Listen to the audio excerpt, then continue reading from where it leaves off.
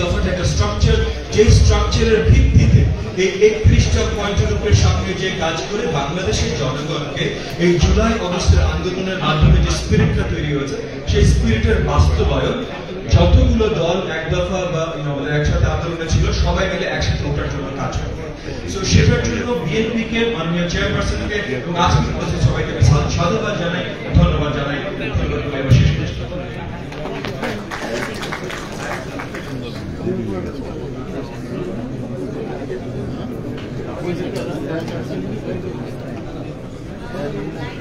Thank you.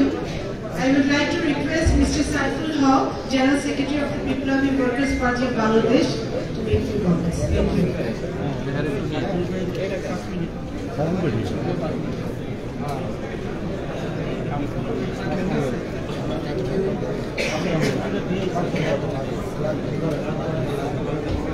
আজকের এই গুরুত্বপূর্ণ অনুষ্ঠানে প্রিয় প্রধান সভাপতি উপস্থিত বিএনপির একজন চেয়ারপারসন জনাব তারেক রহমান, সংগ্রামী জাতীয় নেতৃবৃন্দ, সুধী মণ্ডলী, আমি শুরুতে বিএনপিকে বিপ্লবী ওয়ার্কার্স পার্টি এবং গণতন্ত্র মঞ্চের পক্ষ থেকে আমি উষ্ণ অভিনন্দন জানাই। গুরুত্বপূর্ণ সময়ে গুরুত্বপূর্ণ সেমিনার আয়োজন করবার জন্য আমরা দীর্ঘ আলাপ আলোচনা করে গণতন্ত্র মঞ্চের সাথে বিএনপি এবং আমাদের যুগপথের যারা শহীদ, তাদের সাথে আলাপ আলোচনা করে আমরা ৩১ দফা মোটামুটি আমরা চূড়ান্ত করি। এটাই বাংলাদেশের একমাত্র বড় আন্দোলন, যে আন্দোলনে এবার আমরা কেবলমাত্র গতানুগতিকভাবে একটা সরকার পরিবর্তন করতে চাই, কেবল একটা রেজিম আমরা পরিবর্তন করতে চাই। আমরা যেই ব্যবস্থা একটা আওয়ামী লীগের মতন একটা দলকে ফ্যাসিস্ট বানিয়ে ফেলে, একজন ব্যক্তি শেখ হাসিনাকে চরম কর্তৃত্ববাদী শাসকে পরিণত করে, সেই ব্যবস্থা এর রাজনৈতিক, এর সাংবিধানিক আমরা এর একটা খোল মরচে পাল্টাতে চেয়েছি। সেই জায়গা থেকে এবারকার আন্দোলন একটা রাষ্ট্র এবং গোটা ব্যবস্থা, প্রশাসন, সংবিধান, গোটা ব্যবস্থার একটা পরিবর্তনের লক্ষ্যে আন্দোলনটা শুরু হয়েছে।